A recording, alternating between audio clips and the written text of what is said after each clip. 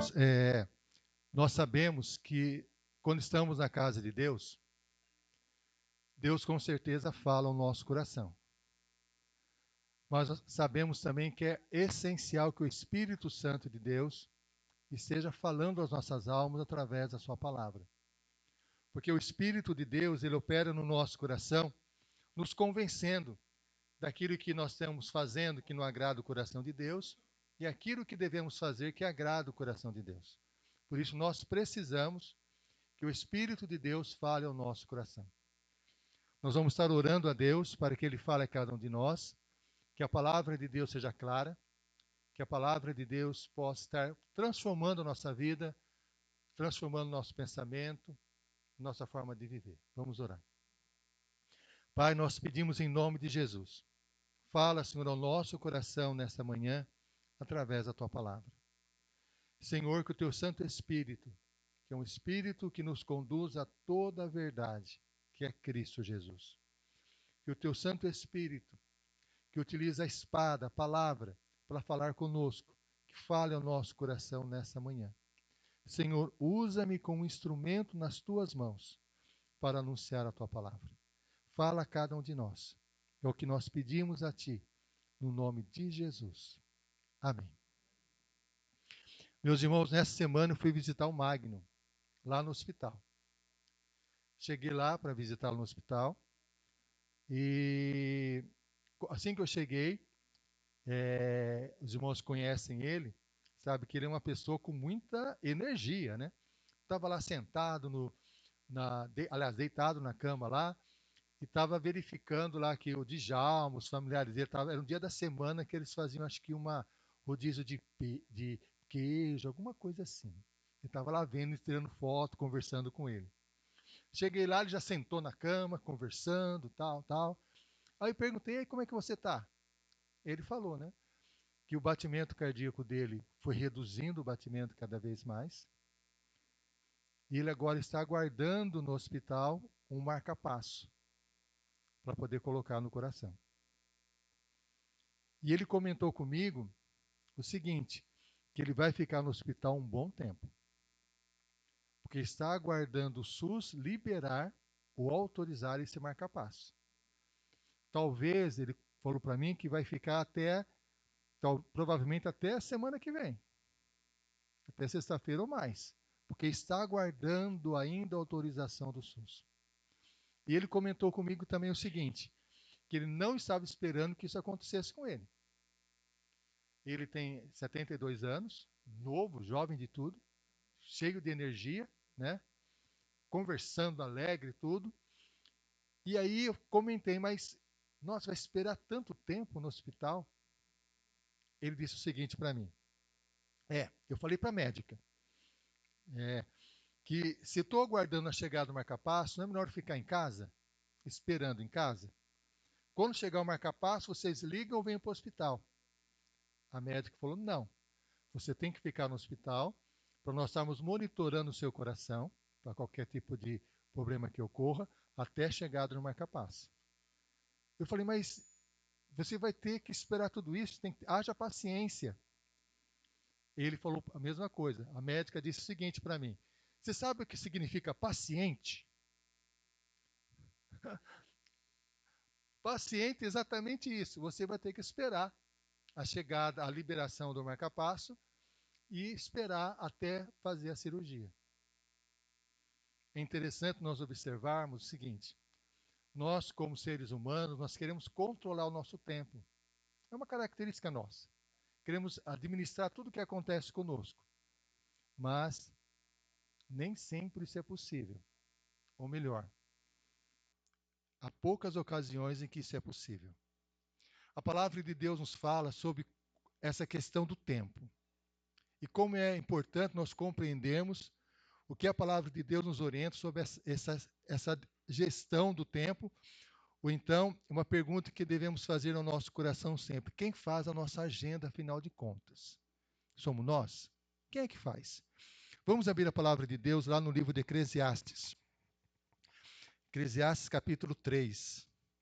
Nós sabemos que Salomão, a própria palavra de Deus nos diz, Foi o homem mais sábio que já existiu. Lógico, depois de Cristo. Mais sábio.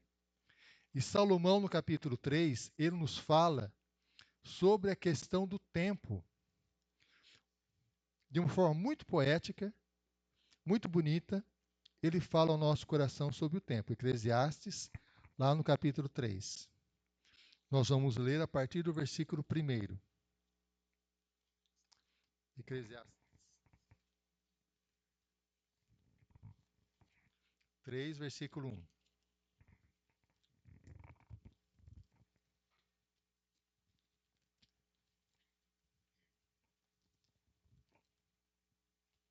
Que interessante, né? Tem várias versões da Bíblia. Eu trouxe essa Bíblia que é maior. E a página fica colada aqui. Eclesiastes capítulo 3, a partir do versículo 1. Nós faremos a leitura do versículo 1 até o versículo 11. Os irmãos acharam? Eclesiastes, capítulo 3, do versículo 1 até o versículo 11. Diz assim a palavra de Deus: Tudo tem o seu tempo determinado, e há tempo para todo propósito debaixo do céu. Há tempo de nascer e tempo de morrer. Tempo de plantar e tempo de arrancar o que se plantou. Tempo de matar e tempo de curar. Tempo de derribar e tempo de edificar. Tempo de chorar e tempo de rir. Tempo de plantear e tempo de saltar de alegria. Tempo de espalhar pedras e tempo de ajuntar pedras. Tempo de abraçar e tempo de afastar-se de abraçar. Tempo de buscar e tempo de perder. Tempo de guardar e tempo de deitar fora. Tempo de rasgar e tempo de coser. Tempo de estar calado e tempo de falar. Tempo de amar e tempo de aborrecer. Tempo de guerra e tempo de paz. Que proveito tem o trabalhador naquilo com que se afadiga? Viu o trabalho que Deus impôs aos filhos dos homens, para com eles os afligir. Tudo fez Deus formoso no seu devido tempo. Também pôs a eternidade no coração do homem, sem que esse possa descobrir as obras que Deus fez desde o princípio.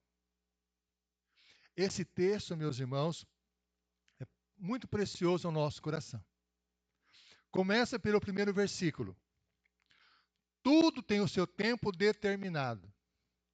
Isto é, tudo tem um tempo determinado por quem? Por Deus. Isso é, Deus é o Senhor do tempo e é Deus que controla tudo que acontece em nossa vida. Tudo tem o seu tempo determinado. É o que diz a palavra de Deus. Só que logo em seguida diz, olha só, e há tempo para todo propósito debaixo do céu. Mas não é incoerente? Se tudo tem o seu tempo determinado, se tudo tem o seu tempo determinado, estabelecido por Deus, como há tempo para todo propósito debaixo do céu? Porque o propósito indica o quê? Um desejo do nosso coração, aquilo que nós almejamos. Como? Como conciliar o tempo determinado por Deus com a nossa liberdade de estabelecer os propósitos para a nossa vida? Como isso é possível? Será que o texto bíblico está sendo incoerente? Se está tudo determinado, como há tempo para todo propósito? Meus irmãos, a primeira coisa importante observar é o seguinte. Olha aqui a afirmação essencial que devemos guardar em nosso coração. A palavra de Deus não diz que há tempo para tudo. Há tempo para todo propósito. O que significa? Nós vivemos em uma sociedade que às vezes temos a impressão que nós temos tempo para tudo. corremos atrás das circunstâncias da vida, corremos atrás de diversas atividades, acreditando no nosso coração que nós temos tempo para tudo, tudo, tudo, tudo, tudo, tudo, tudo.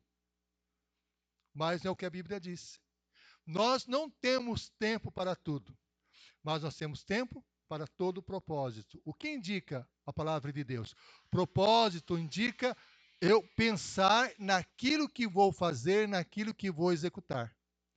Tempo com propósito indica o quê? No meu coração eu estabeleço um objetivo para a minha vida. Estabeleço algo que eu vou fazer. Estabelecendo esse algo, automaticamente eu vou observar o tempo que eu tenho disponível para realizar aquilo que há no meu coração, aquilo que deseja a minha alma. A palavra de Deus, lá no livro de Salmos, no Salmo 37, versículo 4, diz o seguinte: agrada-te do Senhor, e Ele satisfará os desejos do teu coração. Existe um desejo do coração. Todos nós temos desejo no coração, não temos? Temos desejo no nosso coração em relação à nossa vida pessoal. Temos desejo no nosso coração em relação à nossa família. Temos desejo no nosso coração em relação ao nosso trabalho. Temos desejo no nosso coração em relação à nossa igreja. Todos nós temos desejo no coração.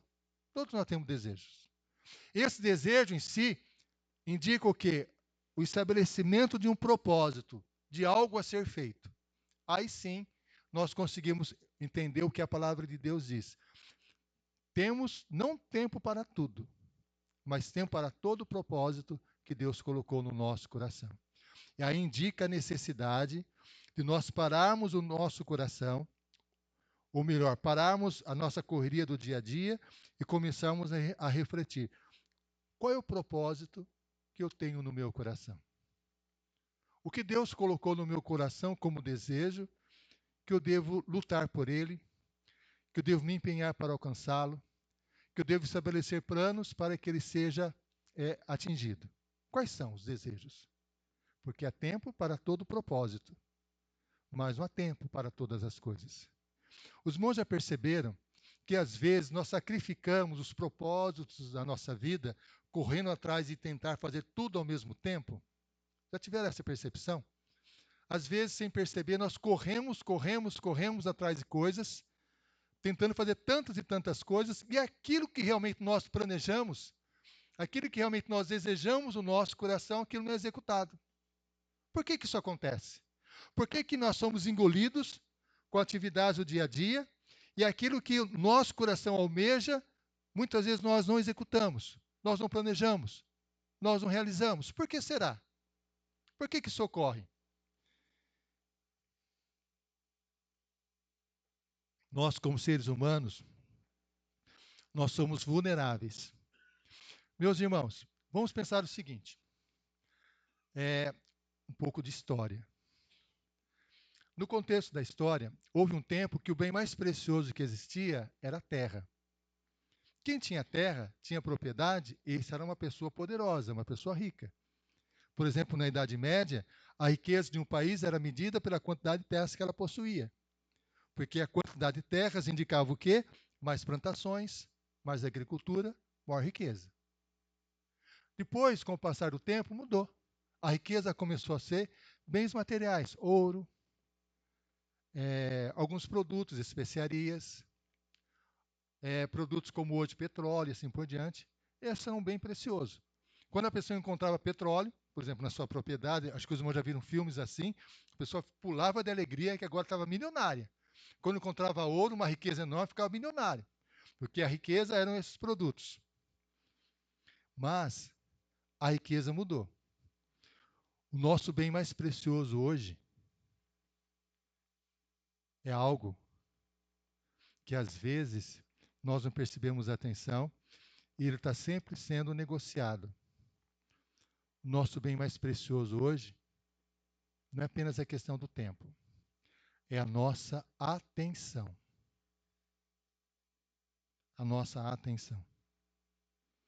Henry Simon, um estudioso do assunto, ele criou um termo chamado economia da atenção. E ele diz assim: há tantas informações disponíveis no nosso dia a dia, mas a atenção é pequena, é menor. E o que as empresas fazem, então? Elas precisam da nossa atenção. Quando eles capturam a nossa atenção, eles conseguem vender o produto que tem interesse, eles conseguem, assim, nos manipular. Então, a atenção é o bem mais precioso que existe hoje na sociedade. As redes sociais, a internet, são especialistas, criaram toda uma logística nesse sentido, algoritmos nesse sentido, para capturar a nossa atenção. E quando capturam a nossa atenção, nós nem percebemos. Nós, de repente, começamos a ter uma noção que parece que nós não conseguimos executar os planos da nossa vida. Porque a nossa atenção está sempre sendo raptada ou sendo confiscada por algo que nós não temos controle. Antes, há um bom tempo atrás, os irmãos se lembram, você ia assistir um programa de televisão, você assistia um filme. Depois surgiu as telenovelas, e quando a pessoa começa a novela, ela necessariamente tem que chegar ao final da novela. E ao chegar ao final da novela, ela vai ter que dar atenção àquele processo todo. Dentro daquele processo, os produtos serão vendidos. Mas agora não é só novela, são séries. São séries. O pessoal usa o termo maratonar uma série, em que ela fica o tempo todo ali, e depois ela para e pensa, mas qual foi o objetivo, o meu propósito de vida, nisso que eu estive fazendo? A pessoa fala, não sei qual é. Parece que meu tempo foi embora. Parece que a minha atenção foi corroída. Parece que eu estou perdendo a minha vida e não estou conseguindo entender o que está acontecendo. Os propósitos do meu coração, que eu desejo tanto realizar, não estão sendo realizados. Eu não estou entendendo por que não está acontecendo isso. Porque a nossa atenção está sendo cada vez mais raptada, cada vez mais capturada por todos os meios digitais que tem ao nosso redor, que cada vez mais se aperfeiçoa em técnicas, cada vez mais se aperfeiçoa em algoritmos, de acordo com os desejos do nosso coração, para nos capturar, para nos prender. E a nossa atenção, uma vez capturada, ela consome todo o nosso tempo. Todo o nosso tempo. E o que acontece com isso? Perdemos o propósito. Há tempo para todo propósito, mas não há tempo para todas as coisas. O que é necessário nós pararmos e pensarmos quais são os propósitos que Deus colocou no meu coração, que eu devo batalhar para alcançar. Se eu não tiver uma clareza desses propósitos, automaticamente eu serei escravizado, a minha atenção será capturada e eu não vou conseguir fazer absolutamente nada. A minha vida será consumida. E quando o tempo passa, e passa com uma velocidade tremenda, eu percebo, eu não consegui fazer nada, porque a minha atenção foi embora, fui capturada. Nós somos adultos. Nós temos capacidade de perceber isso até certo ponto. Mas e as crianças? E as crianças? Como que elas conseguem administrar uma situação dessa? É praticamente impossível. Não tem condições de enfrentar. Há uma série, né, que foi muito divulgada, que trata da questão da adolescência e da internet, que é aquela série Adolescência. Os irmãos que não assistiram, 4 episódios. Assistam. Você pode ter os filhos pequenos, é importante assistir. Ter os filhos grandes assistirem. Os avós assistirem. Porque os irmãos verão coisas que fica assustado. Como que há um mundo que nós não temos acesso, que eles estão tendo acesso e nós não temos controle sobre aquilo. É algo assim assustador. Inclusive, há um episódio da série que um pai que é policial foi na escola em verificar o que estava ocorrendo, ele não conseguia entender. E o filho dele estudava naquela escola. E o filho chamou o pai: pai, eu vim conversar com você, pai, porque é, eu estou com dó de você, pai. Você não está entendendo o que está acontecendo, pai. Eu vou te explicar, pai, o que está acontecendo na internet que você não sabe. Aquelas questões que você acha que é algo simples, por trás está isso, isso, isso, isso, isso, isso, isso. Por isso está acontecendo tudo isso. Códigos que são criados que nós não temos acesso. Atenção que é raptada. Por isso nós temos um desafio enorme naquilo que nós devemos focar a nossa atenção. Na semana passada nós meditamos na palavra de Deus no texto de Marta e Maria, em que a Marta estava agitada, correndo atrás de tantas coisas, e Maria sentada aos pés de Jesus. Nós temos aí uma ilustração clara na história de Jesus, de Marta com a atenção dela dividida em tantas atividades diferentes, seu coração angustiado, correndo para lá e para cá, e Maria com a atenção focada em Cristo, em Deus. E aí se pergunta, mas quem vai fazer as ações? Alguém tem que cuidar da comida, alguém tem que recepcionar Jesus, e Marta está correndo atrás disso. Mas o que Jesus está ensinando no texto bíblico é onde eu devo focar a minha atenção. Se eu focar a minha atenção em Deus, se eu focar a minha atenção em Cristo, as demais coisas serão reorientadas.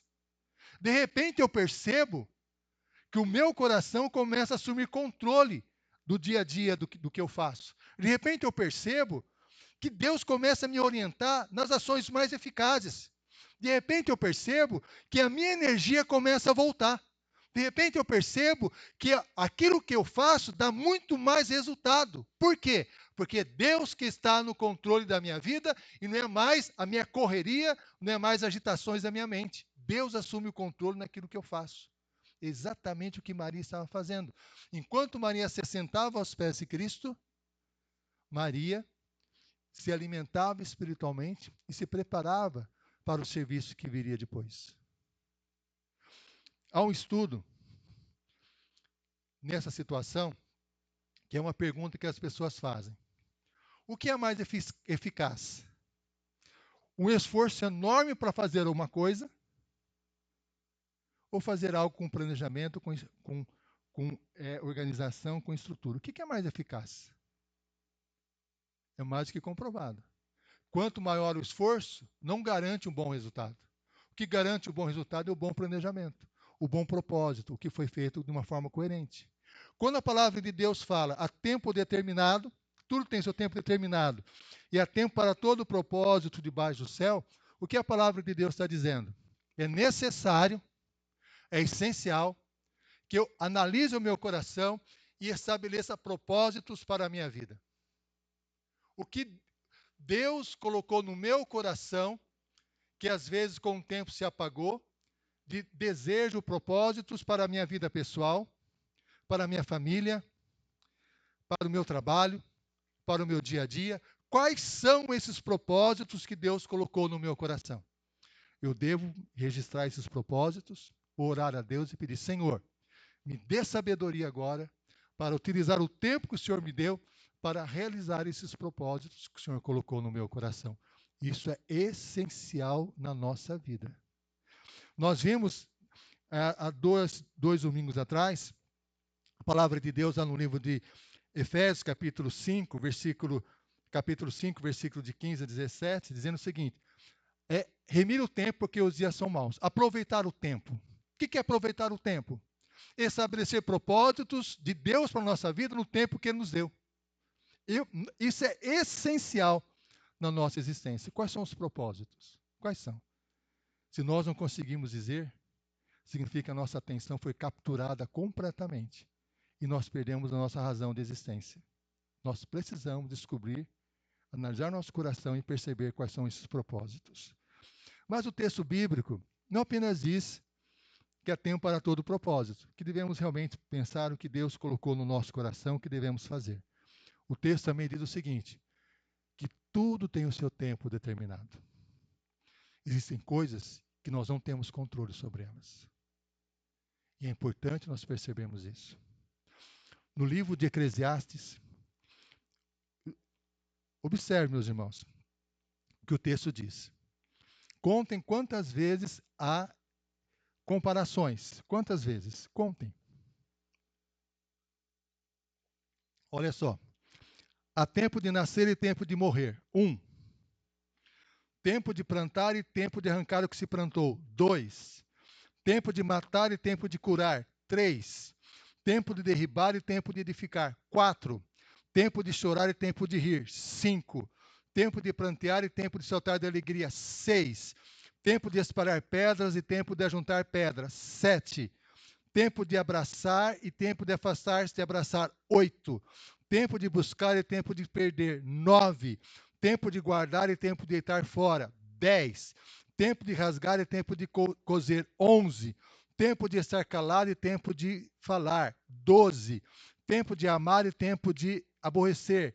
13. Tempo de guerra e tempo de paz. 14. Por que aparece a palavra 14 comparações? Por quê?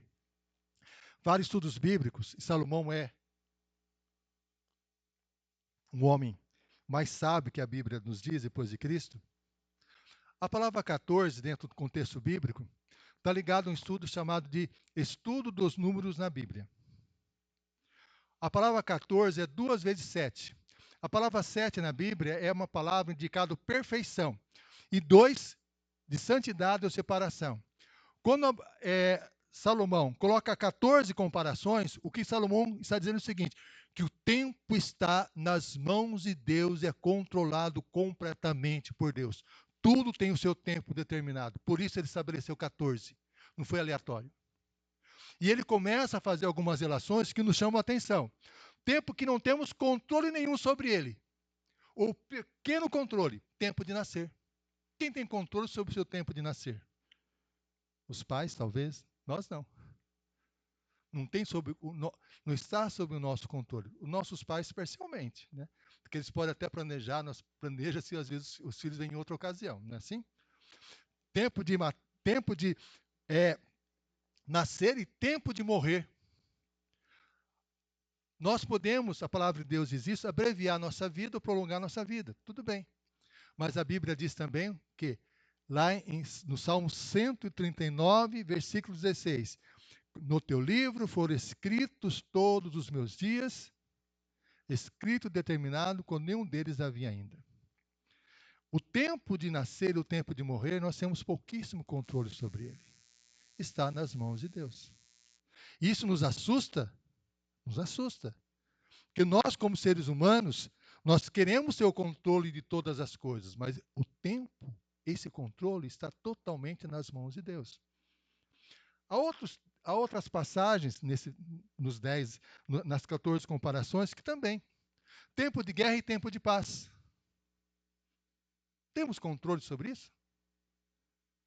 De repente, nós observamos essa semana a briga de tarifas entre Brasil e Estados Unidos. Temos controle sobre isso? Outras pessoas têm, nós não temos. Sofremos as consequências dessas ações, mas não temos controle sobre isso. Não temos. Então, o texto bíblico vem falar, existem coisas na vida que nós não temos controle. Existem vivências do nosso dia a dia que nós não temos condições de controlar. Isso é muito importante nós percebermos. O quê? Que nós somos pessoas limitadas. Às vezes, nosso coração muitas vezes cai nas armadilhas da serpente. Sereis como Deus. Sereis como Deus. Vocês terão controle de tudo. Nós não temos o controle de tudo. Não temos. E dói no nosso coração não ter esse controle. Como nosso irmão Magno falou. Ele jamais imaginava que estaria ali no hospital. Jamais imaginava que teria que colocar um marca-passo. Ele falou, e agora? A possibilidade, numa situação dessa que nós não temos controle, exatamente o que a médica disse para ele. Seja paciente. Você que terá que agora aprender a viver em situações que você não tem controle. Você vai precisar aprender espiritualmente como lidar com isso. Porque não é fácil. É extremamente desafiador. Nós que somos pais, quando os filhos são pequenos, nós temos um certo controle sobre eles, não é? Chega uma certa idade, cadê o controle? Nós queremos até ter o controle, mas não tem mais o controle. E agora? Como conviver com isso? Como aprender a viver situações que nós não temos controle? O texto bíblico fala também tempo de matar e tempo de curar. Matar é uma coisa violenta, sei que nós não concordamos, mas às vezes há situações que, quando a pessoa exerce a função de policial, em questões de justiça, pode acontecer. E o tempo de curar? A cura, às vezes, demora mais do que a gente imagina. Nós queremos que seja imediato, mas aguardar com paciência é um desafio espiritual que Deus coloca o tempo todo no nosso coração. Compreender que há tempos que nós não temos controle, nenhum controle. Nesse texto também há situações de tempos que nós temos que ter sabedoria para agir sobre ele. Tempo de plantar e tempo de arrancar o que plantou. Para saber a hora de plantar, eu tenho que observar a natureza. Não tem? Tem que observar o sol, a lua, as estrelas, qual é a semente, qual é a característica do solo, para saber a hora certa de plantar, a hora certa de agir. Há uma ação minha, se eu não plantar, não vai colher, não vai o fruto germinar. Mas eu tenho que buscar sabedoria de Deus para saber a hora de plantar e a hora de colher, porque não temos, é uma ação nossa, temos que estabelecer um propósito nisso tudo, mas eu preciso de sabedoria de Deus para saber a hora certa de plantar e a hora certa de colher. Mas a palavra de Deus ainda diz assim, que lá em 1 Coríntios 3, versículo 6, Paulo plantou, Paulo regou, mas o crescimento veio do Senhor. Vem no tempo de Deus ainda. Tudo depende de Deus. Até nas ações que nós temos para fazer, buscando sabedoria de Deus para saber como agir, nós temos que confiar em Deus. Os irmãos que são empresários, os irmãos que trabalham com planejamento de empresas e tudo mais, lidam com várias questões, várias variáveis, pode planejar tudo o que é necessário, e é importante que faça. Tem que compreender qual é a hora de plantar, a hora de colher, mas depende ainda de Deus. Do tempo total de Deus. Isso é um aprendizado que nós temos que ter o tempo todo. É um desafio para o nosso coração. E há tempos que temos que aprender relacionados à convivência nossa. Tempo de falar e tempo de estar calado.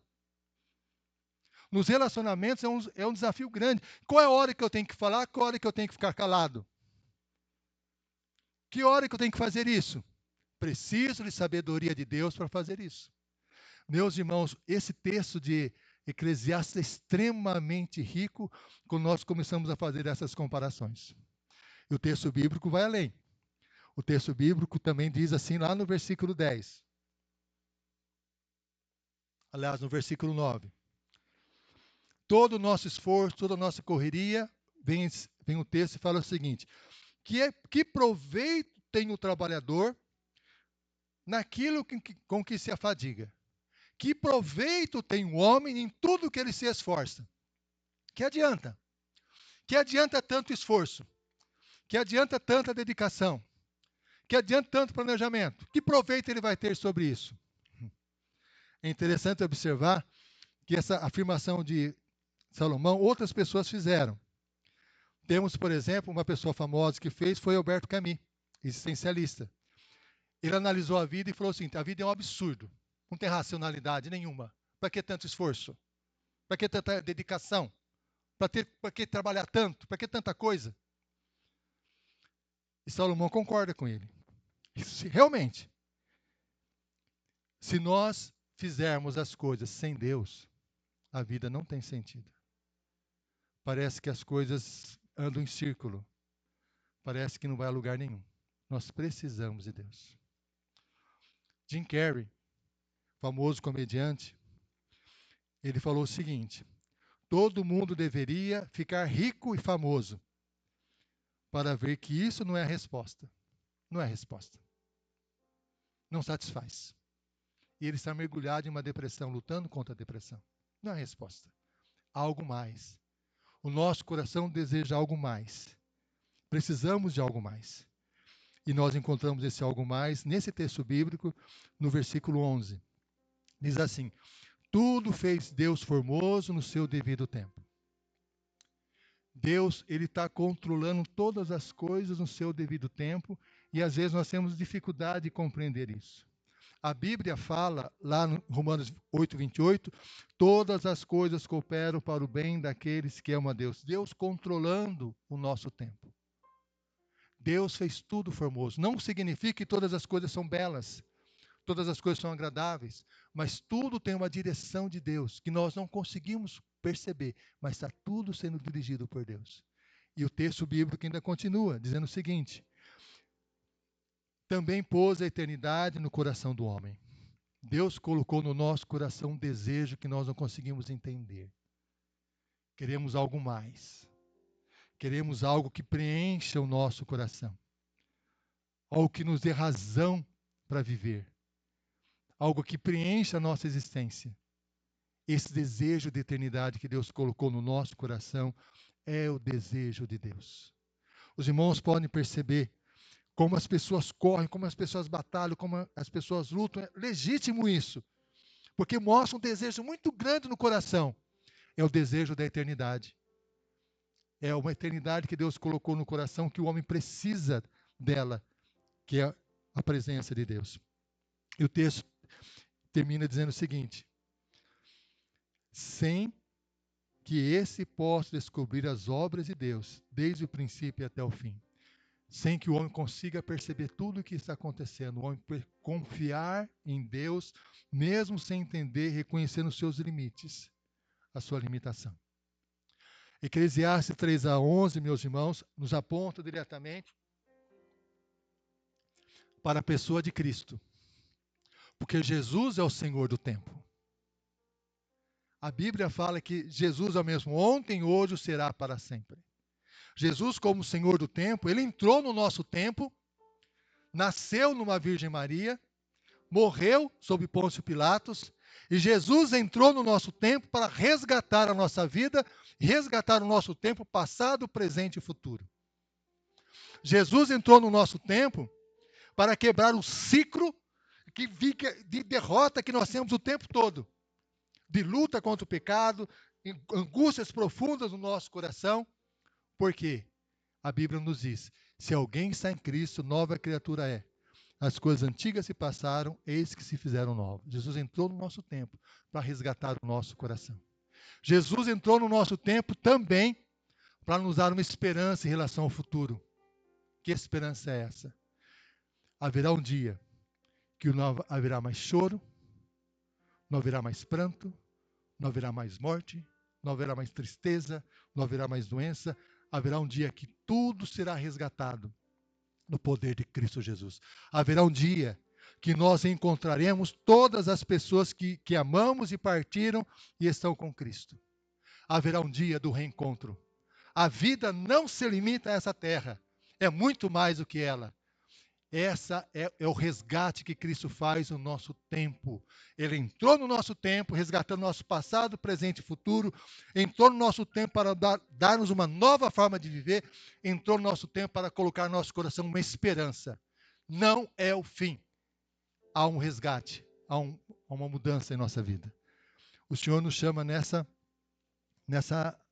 manhã a reconhecermos os nossos limites, a reconhecermos que precisamos dele, a reconhecermos que o nosso tempo, nós temos pouco controle sobre ele, que o nosso tempo está nas mãos de Deus. Que é necessário, sim, nós reconhecermos que tudo está determinado, tudo Deus controla, mas há um propósito debaixo do céu. Deus nos chama para analisarmos a nossa vida e estabelecermos propósitos de acordo com o coração dele, de acordo com o que ele colocou no nosso coração. Vamos estar orando a Deus, pedindo isso ao Senhor. Senhor, na tua presença em Cristo Jesus, nós suplicamos. Opera no nosso coração, para compreendermos, Senhor, que a nossa vida está inteiramente diante de Ti, que o nosso tempo está diante de Ti, Senhor. Que possamos compreender, ó Senhor, que há tempos que não temos controle sobre ele, o controle que nós temos em situações como essa, nos submetermos a esse tempo, aguardarmos, termos paciência, que o Senhor está trabalhando conosco nesse momento difícil.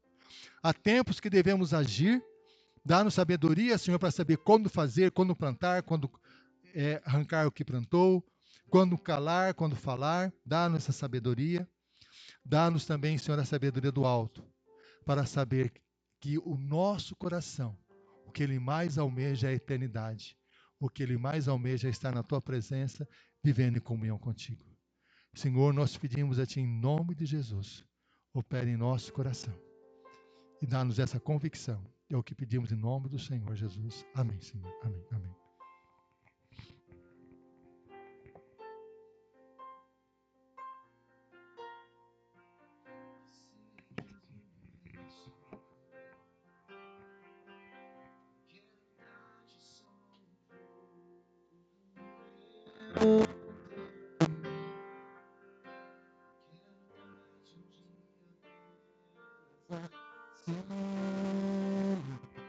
Que sejas meu universo. Não quero dar-te as palavras como gotas. Quero que saia um dilúvio de bênçãos da minha boca. Que sejas meu universo. Que sejas tudo o que sinto e o que penso. Que de manhã seja o primeiro pensamento e a luz em minha janela. Que sejas meu universo. Que sinta a cada um dos meus pensamentos. Que a tua presença, o teu poder seja o alimento. Jesus, este é o meu desejo. Que sejas meu universo. Não quero tapa.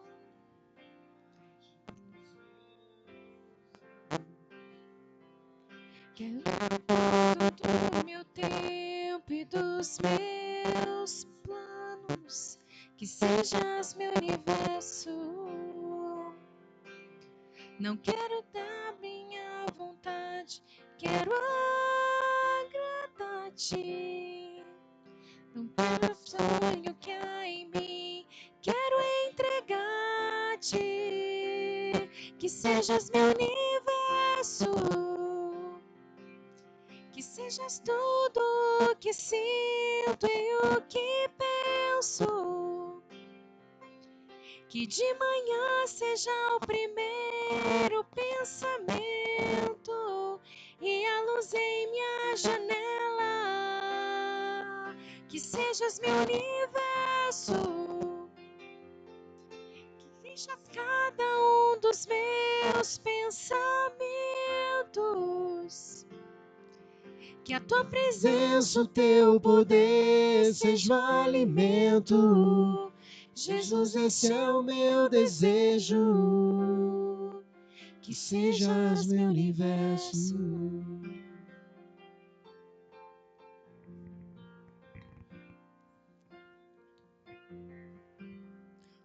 Vamos colocar em pé, meus irmãos.